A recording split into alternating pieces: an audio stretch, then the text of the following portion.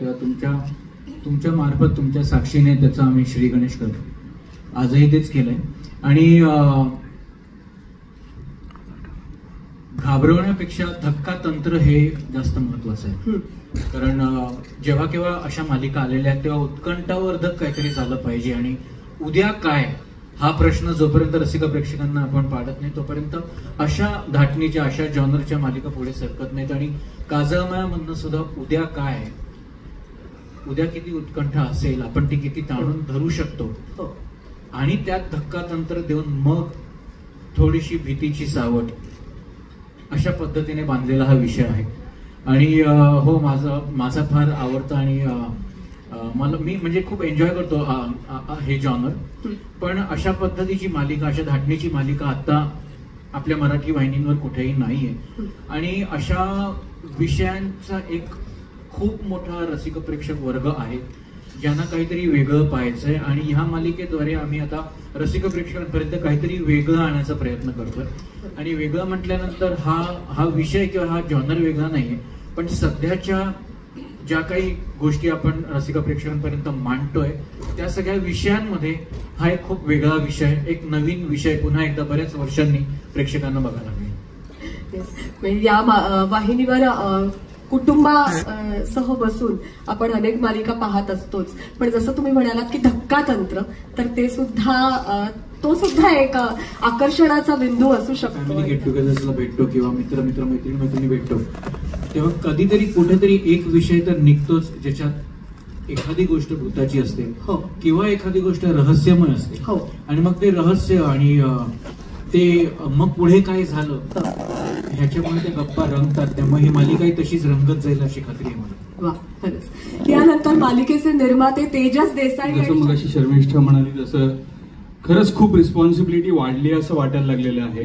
कारण की ज्याप्रमाणे स्टार प्रवाहाने हा जो लॉन्च म्हणा किंवा प्रेस कॉन्फरन्स पहिल्यांदा करायला मिळतो आहे आणि प्रवाहावरती पण आमची पहिली सिरियल आहे, तर दोन्ही गोष्टी आमच्यासाठी खूप म्हणजे खूप रिस्पॉन्सिबिलिटी वाल्या आहेत. तर आम्ही खूप प्रयत्न करू की जी काही एक्सपेक्टेशन आहे रसिका प्रेक्षकांची, चॅनलची, सतीश सरांची, ती तशीच ठेवावी की त्याच्याहून एक पाऊल पुढे जाण्याचा नक्की प्रयत्न करू.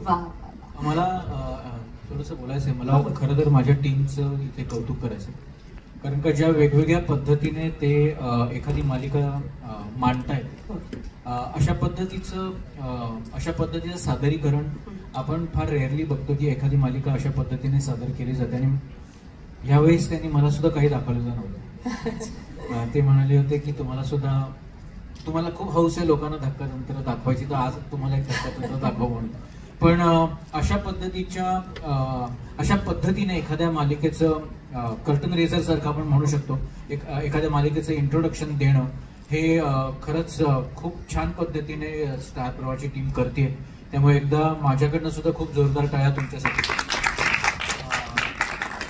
खूप वेगळी पद्धत आहे आणि अशा पद्धतीने सिरियलचा जॉनर काय असेल, सिरियलचा विषय काय असेल हे रसिका प्रेक्षकांपर्यंत खूप छान पोहोचतं. आणि त्याचं सादरीकरण वैभव घुगे आणि टीम, कलाकारांनी जी काही मेहनत केली आहे सकाळपासून, एक साधारण टेम्पो क्रिएट होतो, एक बेस क्रिएट होतो की काय विषय पुढे असेल. त्यामुळे ग्रेट जॉब गाईज, फॅन्टास्टिक. खरोखर अप्रतिम. कारण हे सगळं तू तर केलीच नव्हतीस, तेजस सरांनी सांगितलं तसं. पण जेव्हा हा विषय पहिल्यांदा तुझ्याकडे आला आणि मग मालिका आता करायची आहे, मालिका निर्माण करण्याची संधी आहेच, पण हा एक वेगळा विषय हाताळणं, तर कुठे भीती वाटली? कारण रसिकांपर्यंत पोहोचणं आणि रसिकांनी तसा प्रतिसाद देणं हेही फार गरजेचं आहे. तर काय अपेक्षा तुझ्या आहेत या मालिकेकडून? खरं बघायला गेलं तर खूप अपेक्षा आहेतच. आणि जसं मी मगाशी सुद्धा म्हणाले की जबाबदारी नक्कीच वाढलेली आहे. पण जसं मी म्हणेन की ज्यावेळेला आपण म्हणतो की आम्ही प्री प्रोडक्शन जेव्हा आम्ही करतो, म्हणजे आधीपासून सगळी मालिकेची तयारी वगैरे सगळी, तर या सगळ्यासाठी ना चॅनलमधनं जी टीम नॉर्मली जी असाइन केली जाते आमच्यासाठी ती टीम, त्याच्यानंतर मी जसं म्हणेन की चॅनल हेड सुद्धा, किंवा आणि त्यानंतर मिळणारे सगळे म्हणजे प्रोडक्शन हाऊसमध्ये मिळणारे डिरेक्टर, तंत्रज्ञ आणि आर्टिस्ट, ही सगळी भट्टी जमून येणं खूप गरजेचं असतं. आणि ती जेव्हा भट्टी व्यवस्थित जमते ना त्यावेळेला आपोआप ती मालिका रंग घेत चढते, म्हणजे पुढे जाते. आणि 1 नाही, 2 नाही, 3 नाही, 4 नाही, अशी अनेक वर्ष ती चालतच राहते. आणि मला असं वाटतं की या प्री प्रोडक्शन करतानाच मला ते जाणवायला लागलं होतं की ही भट्टी व्यवस्थित जमणार आहे. आणि आम्ही आता शूटिंग सुरू पण केलं आणि तेव्हा माझी खात्री पटलेली आहे की ही भट्टी खूप छान जमलेली आहे. त्यामुळे डेफिनेटली आम्ही खूप शुअर आहोत, आम्ही कॉन्फिडंट आहोत निर्माते म्हणून सुद्धा की प्रेक्षकांच्या अपेक्षा आम्ही पूर्ण करू शकू. कारण आमच्याबरोबर आमची टीम, चॅनलची असू देत, आमची असू देत, ही सगळी खूप स्ट्रॉंग आहे. आणि नक्कीच आम्ही मालिका 1 नाही, 2 नाही, 4-5 वर्ष नक्कीच चालणार. यार आपल्या गप्पा अशाच चालू. मला स्वतःला फार आनंद आहे की मोहन सर ह्या शो मध्ये आहेत, कारण का माझी टेलिव्हिजन इंडस्ट्री मधली कामाची सुरुवात मोहन जोशी सरांमुळे झालेली आहे. मला आठवतो मी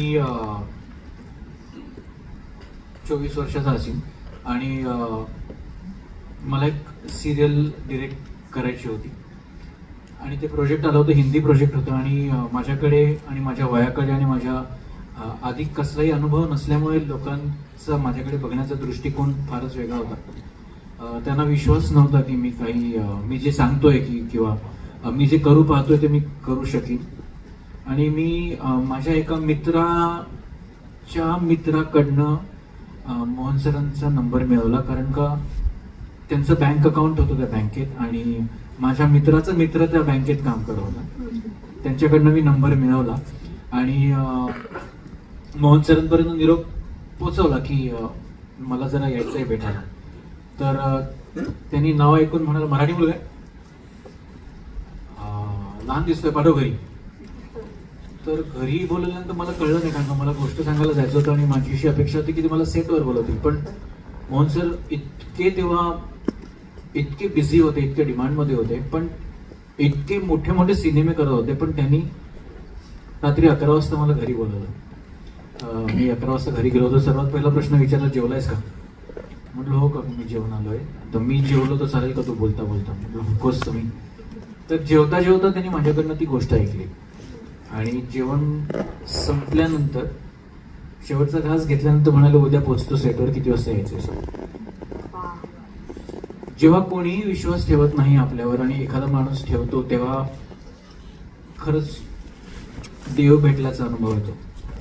मोहन जोशी आणि रीमा लागोई हे 2 व्यक्तिमत्व असे आहेत ज्यांनी माझ्यावर मी काहीही केलेलं नसताना विश्वास ठेवला. आणि त्यांच्याबरोबर मी एक पायलट शूट केला होता UTV साठी. आणि त्याच्यानंतर मला जे काही आयुष्यात काम मिळालंय ते त्या पायलटमुळे मिळालं. त्यामुळे मी त्यांचं सदैव ऋणी राहीन की त्यांनी माझ्यावर विश्वास ठेवला. आणि आजपर्यंतचा माझा जो काही प्रवास आहे तो मोहन जोशी सरांच्या एका होकारामुळे घडलेला आहे. मी खरंच खूप खूप आभारी आहे मी मोहन काकांचा. कोणावर तरी विश्वास ठेवणं ही फार महत्वाची गोष्ट असते आणि ती त्यांनी केली, त्यामुळे थँक्यू सो मच. आणि त्याच्यानंतर मग आम्ही अग्निहोत्र नावाची मालिका सुद्धा केली. त्याच्या आधी मी स्मिता तळवकरांची ऊन पाऊस सुद्धा मालिका करत होतो. आम्ही 3-4 प्रोजेक्ट्स मध्ये एकत्र काम केले. त्या पायलटनी मला ती मालिका दिली नाही, पण त्या पायलटनी मला आजपर्यंतच माझं करिअर दिलं. त्यामुळे त्या मालिकेपेक्षा खूप काही मोठं देऊन गेला तो एक भाग माझ्यासाठी. ही आठवण माझ्यासाठी खूप मोलाची आणि ही मी सदैव माझ्याकडे खरंच ती टॉप ऑफ द माइंड ठेवीन की जोपर्यंत तुम्ही कोणावर तरी विश्वास ठेवत नाही तोपर्यंत त्या व्यक्तीचं पुढचा प्रवास कदाचित ठरणार नाही. आणि अशा मोठ्या माणसांनी वय अनुभव ह्याच्या काहीही पुढे मागे विचार न करता होकार दिला, त्याच्यासाठी माणूस खूप मोठ्या मनाचा लागतो. आणि त्यामुळे ही मालिका तुमच्यासाठी विशेष ठरणार आहे. नक्की झाल्यानंतर कसं वाटतंय? खूप भारी वाटतं. एक तर मला असं वाटतं की मी असा रोल कधीच केलेला नाहीये आणि मला असं वाटतं की सिरियलच्या इतिहासामध्ये सुद्धा असा रोल कोणी केलेला आहे असं मला वाटत नाही. एक वेगळं टिपिकल तो सासू सून ड्रामा नाही आहे, किचन ड्रामा नाही आहे, आणखी एक वेगळं पात्र, वेगळा गेटअप. आणखीन मी चॅनलची आणखीन प्लस प्रोडक्शन हाऊसची खूप त्यांना मी श्रेय देऊ इच्छिते की त्यांनी कनक दत्ताच्या लुकवरती फार मेहनत घेतलेली आहे. आमचे मेकअप आर्टिस्ट प्रदीप दादा यांनी तो भयंकर अत्यंत सुंदर तो गेटअप केलेला आहे. आणि मी स्वतःवरच खुश होते की मला स्वतःला तसं खूप एन्जॉय करायला आवडली ही भूमिका. आणि एक वेगळं काहीतरी ठीक आहे म्हणजे थोडंसं निगेटिव्ह आहे, पण तरी सुद्धा अशा भूमिका करायला सुद्धा मजा येते.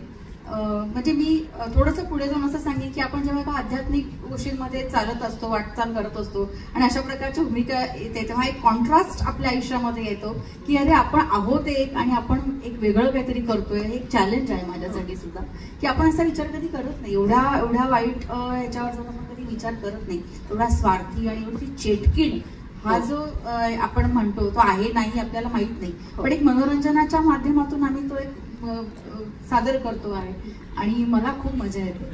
खूप खूप छान. वा. आणि आम्ही सगळेच एक्सायटेड आहोत की काय कनक दत्ता आम्हाला आता रोज काय नवीन वेगवेगळ्या गोष्टी दाखवणार, खूप काय काय बघायला मिळणार आहे. तयार राहा फक्त तुम्ही 27 ऑक्टोबर पासून. जर ते लहान मूल चॉकलेट बद्दल विचार करत असेल आणि त्याला समोर किंडर जॉय दिलं तर कसं एकदम वेगळंच वाटतं, असं मुलगा एकदम वेगळाच हॅपी होतो. तसं झालं मला या सिरियल बाबतीत ऑनेस्टली. कारण की म्हणजे मी विश लहानपणापासून आपण म्हणतो ना की बघायचं आहे यार मला स्वतःला मोठ्या स्क्रीनवर, ती विश तर केलीच होती, पण हे असलं काहीतरी होईल हे मला वाटलं नव्हतं. आणि आय थिंक लहानपणापासूनच मला विलन्स आणि थोडा नेगेटिव्ह रोल मधल्या कॅरेक्टरची जास्ती ओढ होती. आणि what better entry into the serial world than Parnika. कारण काय डेंजर बाई आहे ती, म्हणजे काहीही करू शकते आणि एकदम आवडलेला कॅरेक्टर आहे मला. So I think it's just a cherry on top की इतकं सुंदर कॅरेक्टर मिळालंय, प्लस स्टार प्रवाह बरोबर आहे, एवढी सुंदर फॅमिली मिळाली आहे मला. तर आय डोंट थिंक मला बेटर एक एंट्री टू दिस वर्ल्ड मिळू शकतं. वा वा. तुझ्या मागे काहीतरी वेगळंच लागणार आहे.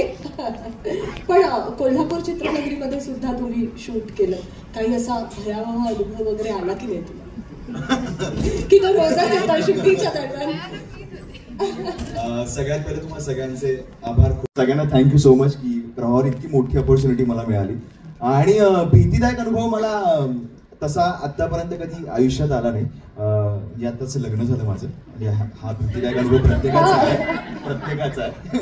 पण एक किस्सा सांगावा असं वाटलं मला की हे सिरियल मिळायच्या आधी माझ्या बायकोला हा जॉनर पाहायची आणि वाचायची फार सवय असल्या कारणाने चेटकीण नावाचं पुस्तक 15 दिवस बेडवर असं फिरत होतं. आणि हा जेन्युइन किस्सा आहे, अजिबात बनवलेला नाही, योगायोग म्हणावा त्याला. आणि मी तिला रोज म्हणतोय की हे का असं सगळं का ठेवतेस, हे नकोय. आणि आरुषच्या आयुष्यात हे असं काही असणार आहे हे मला सिरियल मिळाल्यानंतर कळलं. सो हा कनेक्ट फार कमाल होता माझ्या आयुष्यातला आणि खूप भारी वाटलं मला त्यानंतर ही अपॉर्च्युनिटी मला मिळाल्यानंतर. सो ही गंमत एक भीतीदायक सांगू शकतो. बाकी आयुष्यापर्यंत कोणी भाव केलं असेल तर माणसांनीच, अजूनपर्यंत कुठला चेटकीण नाही केलं, पण हे करेल वाटतंय मला. तू कारण ह्या दोघांना म्हणजे याला सांभाळता तुला तर तसे भास होत नाहीयेत, पण त्याला भास होत आहेत, ते सगळे तुला सहन करायचे.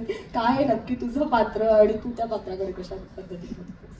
बाबा हे माझ्यासाठी खूप नवीन आणि एक वेगळं काहीतरी करायला मिळणारं पात्र आहे. एक कलाकाराला भूक असते वेगळेपणाची, प्रत्येक प्रोजेक्टमध्ये काहीतरी वेगळेपण यावं अशी इच्छा असते आणि ते मला मिळत आहे.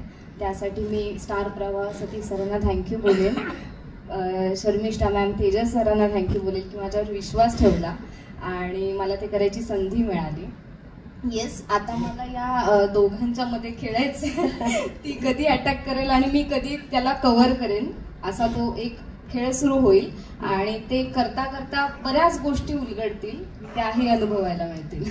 वा. कोणत्या रूपात तुला पाहणार आहोत? बरीच रहस्य आहेत, त्यामुळे माझ्या भूमिकेविषयी पण रहस्यच ठेवलं. पण लवकरच कळेल 27 तारखेपासून आपण जेव्हा मालिका पाहायला सुरुवात करू. पण खूप छान वाटतंय मला, कारण स्टार प्रवाहावर बऱ्याच वर्षांनी मी काम करते आहे, त्यामुळे ती संधी दिल्याबद्दल सतीश सर तुमचे, शर्मिष्ठा, तेजस सर आणि जयंत पवार सर आमचे दिग्दर्शक या सगळ्यांचेच मनपूर्वक आभार. कारण नक्कीच आत्तापर्यंत मी ज्या भूमिका केल्या आहेत त्यापेक्षा एका वेगळ्या भूमिकेतून येते आहे आणि मी पण या पद्धतीचा विषय कधीही अशा मालिकेमध्ये काम नाही केलेलं. आतापर्यंत कौटुंबिक मालिका केलेल्या आहेत, काही विनोदी केलेल्या आहेत, पण हॉरर या प्रकारामध्ये पहिल्यांदाच काम करते आहे, त्यामुळे ती एक उत्सुकता मनात आहे. आत्ताच आमचं स्केड्यूल फार इंटरेस्टिंग झालं, पण एक लक्षात आलं की अशा पद्धतीच्या मालिकेत काम करत असताना कलाकार म्हणून तुम्हाला स्वतःला थोडंसं मोल्ड करायला लागतं, बदलायला लागतं. कारण एरवी संवादावरती खूप भर असतो आपला चित्रीकरण करत असताना, आणि इथे तो जास्त क्रिया प्रतिक्रियांवरती भर सगळा राहतो आणि खूप वेगळ्या पद्धतीने मालिकेचं चित्रीकरण सुद्धा करावं लागतं. त्यामुळे मला वाटतं सगळ्यांची त्यामधली जी इन्व्हॉल्वमेंट आहे, म्हणजे रंगभूषाकारापासून ते सेट पास पर्यंत प्रत्येकाची, आणि खूपसं चित्रीकरण आता तर आम्ही रात्री केलं. मला रुचीचं तर फारच कौतुक वाटलं, कारण हे सगळं कॅरी करणं एक कलाकार म्हणून, हे चित्रीकरणाची जी प्रोसेस होती ती खूप वेगळी असणार आहे. हे आताच्या स्केड्यूल मधूनच जाणवलं, तर तेच पुढेही राहील. पण आणखीन एक गंमत मला वाटली की एक वेगळं जग आहे, त्यात एकदा आपण शिरलो ना की त्यातून बाहेर पडावं असं वाटत नाही, इतकं ते तुम्हाला संमोहित करून टाकतं आणि ती मजा प्रेक्षकांना सुद्धा नक्की येईल असं वाटतं.